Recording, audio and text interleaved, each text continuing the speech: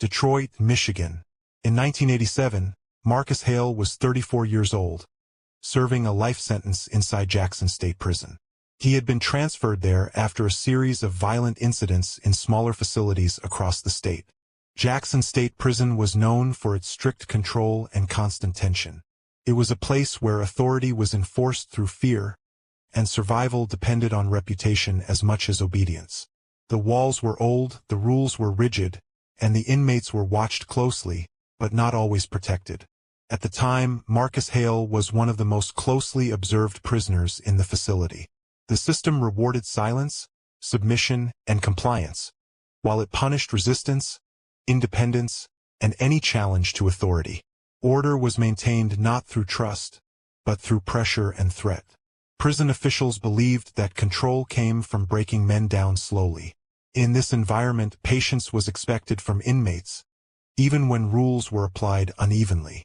Complaints were ignored. Grievances disappeared. Those who waited quietly were seen as manageable. Those who did not were labeled dangerous.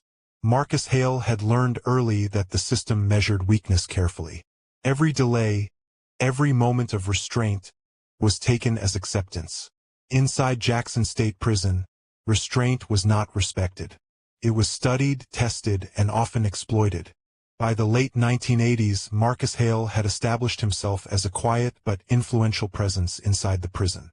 He was not loud, and he did not seek attention. His name traveled through whispers rather than confrontation. A former construction worker before his arrest, Hale had survived years of violent cell blocks, prolonged isolation, and repeated disciplinary transfers. These experiences shaped his behavior. He moved slowly, spoke rarely, and observed everything. His calm manner unsettled both inmates and guards. Among long-term prisoners, Marcus Hale represented endurance. He was seen as someone who had absorbed punishment without breaking. In a system dominated by guards, administrators, and unwritten power structures, he became a symbol of controlled resistance. New inmates were warned about him not because he threatened them, but because he never reacted the way others did. He did not argue. He did not plead. He waited. That waiting made people uneasy. Correctional officers often mistook his silence for compliance. Reports described him as stable and contained. Yet veteran guards understood that Hale remembered every slight and every broken promise. Nothing passed without being noted. In a prison ruled by force and hierarchy, Marcus Hale stood apart. He did not challenge authority openly, but he did not submit fully either. His presence suggested that patience, when pushed too far, could become something else entirely. By the time administrators began to pay closer attention to him, the foundation of his legend had already been set. What followed would not come from anger or chaos, but from a long record of restraint finally reaching its limit. But not everyone respected Marcus Hale. One figure in particular stood in quiet opposition to him. His name was Raymond Cutter, and within the prison, he embodied unchecked danger. Cutter was not loud or reckless. He was deliberate, experienced, and confident in his position. Raymond Cutter was a senior inmate assigned informal authority within the cell blocks. He was known for intimidation, extortion, and organizing violence through others rather than acting himself. Over the years, he had avoided direct punishment by making sure others carried out his orders. Cutter believed power came from fear, not patience. Where Hale observed and waited, Cutter pressed and provoked. He viewed silence as weakness and restraint as surrender. To him, men who did not respond immediately could be pushed further. He had learned how to operate without immediate consequence.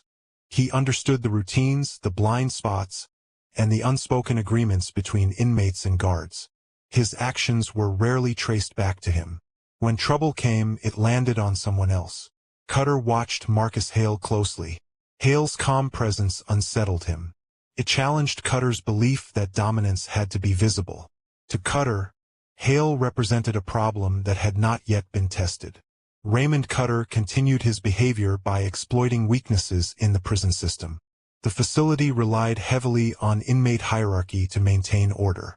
Guards often allowed certain prisoners to enforce discipline among others, believing it reduced open conflict. This created space for abuse to grow quietly. Authority tolerated Cutter's behavior because he kept violence contained and predictable. As long as incidents stayed within certain limits, they were ignored or misclassified. Reports were delayed. Witnesses were discouraged from speaking. Over time, Cutter learned exactly how far he could go. Each act without punishment reinforced his belief that he was protected by the system itself. Rules existed on paper, but enforcement depended on convenience.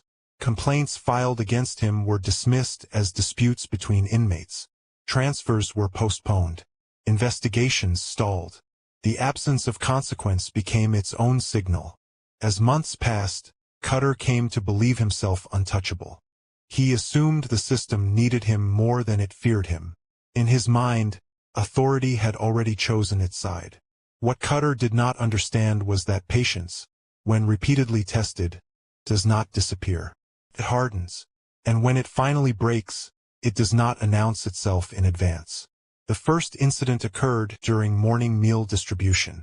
The prison cafeteria was loud, crowded, and tightly controlled. Trays moved down the line quickly. Guards watched from a distance, intervening only when order visibly broke down. It was a routine moment, repeated every day, and rarely remembered. Without overt escalation, Raymond Cutter made his move. As Marcus Hale stepped forward, Cutter deliberately cut in front of him. He knocked Hale's food tray to the floor and continued walking without turning back. No words were exchanged. No guard intervened. The act was small, almost invisible in the noise of the room, but it was deliberate. It carried a message meant only for those who understood the language of prison hierarchy. Marcus Hale noticed. He bent down, collected the remains of his meal, and returned to the back of the line. He did not look at Cutter. He did not speak. He chose not to respond. To observers, this appeared as weakness. Among inmates watching closely, the silence suggested submission. In a place where respect was enforced publicly, silence was often mistaken for fear. The incident passed without report. No record was made. But the meaning of it did not disappear. Those close to Marcus Hale expected a reaction. They had seen him endure pressure before, but this moment felt different. Some believed he should have confronted Cutter immediately, if only to draw a line. Others assumed Hale was avoiding conflict to protect himself. But the restraint was deliberate. Hale understood the cost of visible reaction. In prison, open defiance often invited punishment from both inmates and authority. Acting too quickly would have placed him under scrutiny and removed his control over timing. Those who understood the environment recognized patience as strategy. They knew Hale was measuring the situation, not retreating from it. Silence allowed him to observe responses, alliances, and the system's willingness to intervene. Among experienced prisoners, the incident was not forgotten. It was discussed quietly. Some believed Cutter had made a mistake. Others believed Hale had surrendered ground. What remained clear was that something had shifted. A boundary had been tested. Whether it would hold depended not on words, but on what followed. The next incident occurred 1 week later in the recreation yard. This time, the provocation was worse. Raymond Cutter ordered another inmate to block Marcus Hale's path and shoulder him as he passed. Hale stumbled but did not fall. He steadied himself and continued walking without turning around. Again, Marcus Hale remained restrained. He did not confront the inmate. He did not look toward Cutter. To those watching, the message seemed clear. Cutter had acted, and nothing had happened in return.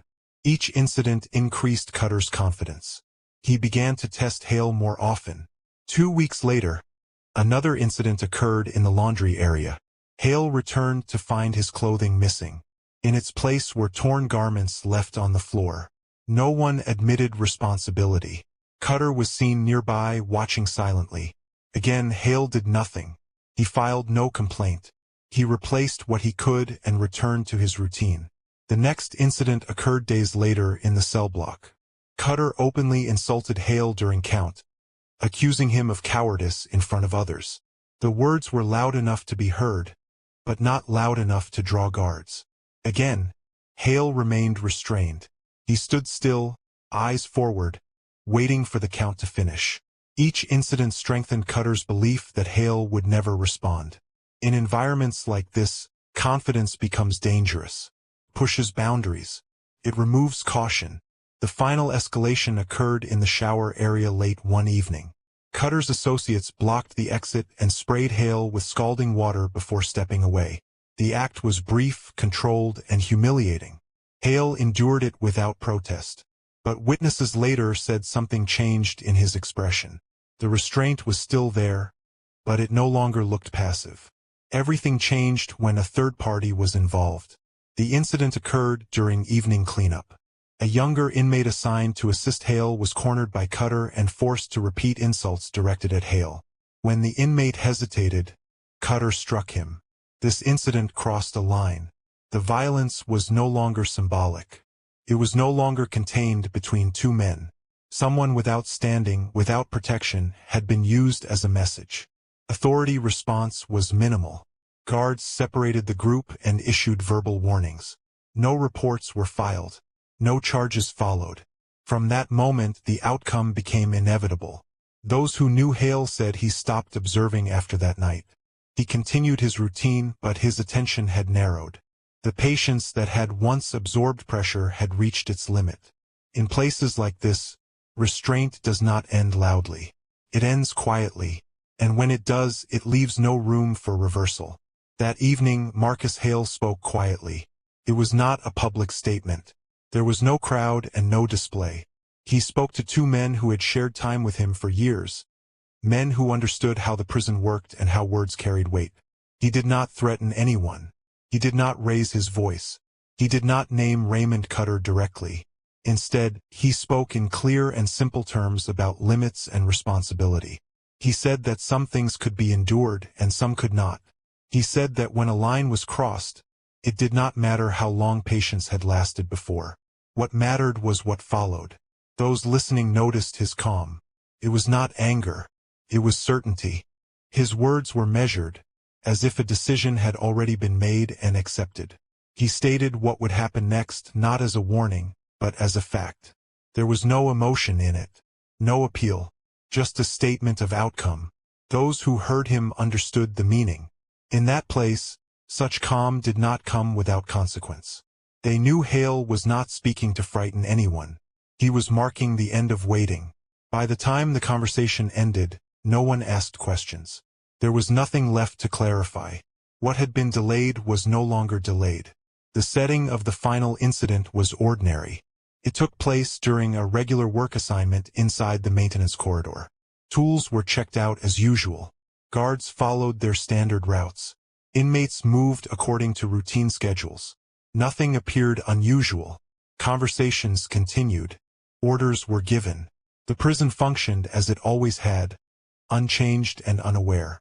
Marcus Hale arrived on time. His movements were steady. His behavior gave no sign of disruption. To anyone watching casually, he was doing exactly what was expected of him. This was the nature of the moment. There was no alarm, no signal, no immediate sign that anything was about to change. Routine continued as usual. That contrast made what followed unforgettable. The normal setting stripped the event of drama and replaced it with clarity. There would be no confusion about how it happened or where responsibility lay. In environments like this, final moments often arrive without announcement. They come not during chaos, but during order. Not during noise, but during routine. And when they arrive, they cannot be undone. Raymond Cutter escalated publicly the next morning. It happened in the maintenance corridor during tool return. Several inmates were present. A guard stood at the far end, distracted with paperwork. The space was narrow, controlled, and familiar to everyone there. This time there was no ambiguity. Cutter stepped into Marcus Hale's path and spoke loudly enough for others to hear. He mocked Hale for staying silent, for allowing others to be hurt, and for doing nothing in return. The words were chosen carefully, meant to provoke a reaction and force a response in front of witnesses. Then Cutter shoved him. It was not disguised. It was not subtle. It was a direct act meant to establish dominance in public. Several inmates froze. No one laughed. No one moved. For the first time, Marcus Hale stood. He did not step back. He did not lower his head. He straightened and faced Cutter directly. Those nearby later said the change was immediate and unmistakable. The waiting had ended. According to witnesses, everything happened in seconds. Marcus Hale moved first. His actions were controlled and deliberate. There was no shouting and no hesitation. He closed the distance quickly, using the narrow space to limit Cutter's movement. The movements were precise. Hale struck once, then again with intent and accuracy. Cutter fell backward, unable to recover or respond. Before intervention was possible, the outcome was decided. Guards shouted and rushed forward. Inmates backed away. By the time authority reached them, Cutter was already down and unresponsive. Hale stepped away and placed his hands where they could be seen. There was no attempt to flee, no resistance. He stood still as officers restrained him and led him out of the corridor. Witnesses later said the entire event lasted less than half a minute. There was no chaos, no extended struggle, only action, then silence. The corridor returned to order quickly. Tools were collected. Movement resumed. But those who were present understood that something permanent had occurred. In places like this, violence is often loud and uncontrolled. This was neither. It was brief, contained, and final. And it marked the moment when patience, mistaken for weakness, reached its irreversible end. Marcus Hale stopped immediately. Once Raymond Cutter was on the ground, Hale took no further action. He stepped back and waited. His breathing was steady. His posture was calm. There was no attempt to continue or escalate what had already been decided. He did not resist authority. When guards arrived, he followed their instructions without hesitation. He placed his hands behind his back and allowed himself to be restrained. There were no arguments, no sudden movements, and no defiance. As he was being escorted away, the corridor remained silent. Other inmates watched but did not speak. Guards moved quickly to restore order, but no one rushed him. Before being removed, Marcus Hale delivered a single, final line. He turned slightly and spoke in a low voice, not to Cutter, but to those who had witnessed everything. The words were simple. He said that patience had limits, and those limits had been ignored. He said nothing more. Then he walked forward as directed, disappearing down the corridor and out of sight. The moment ended as quietly as it had begun. The prison returned to routine. But the meaning of what had happened did not leave with him. It remained, unspoken but understood, long after the corridor was cleared. Raymond Cutter survived, but the damage was permanent. He was taken to the medical unit under guard. When he returned to the prison, he no longer held influence. His injuries limited his movement, and his authority among other inmates was gone.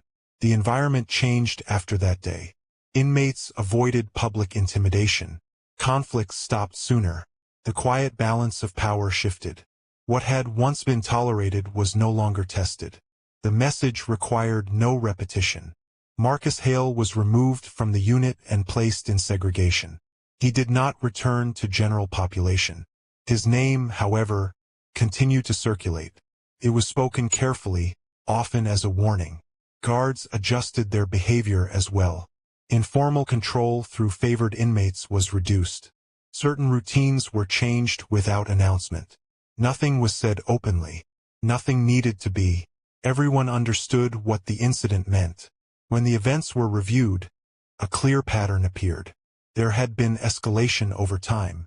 Small incidents, ignored warnings, missed opportunities to intervene.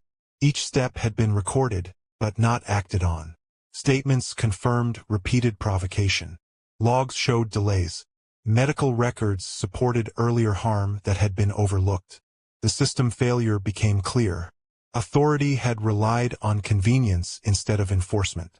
Restraint had been mistaken for stability. Pressure had been allowed to build without release. The conclusion was unavoidable. What happened was not sudden.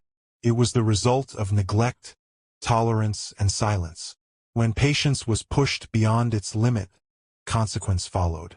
The case remained as a record of cause and effect. a reminder that control without accountability eventually collapses. Long after the incident, the story continued to circulate. It was not shared because it was dramatic. It was shared because it explained something important. People remembered it as a lesson, not as entertainment. The meaning stayed clear. It showed what happens when pressure is ignored for too long.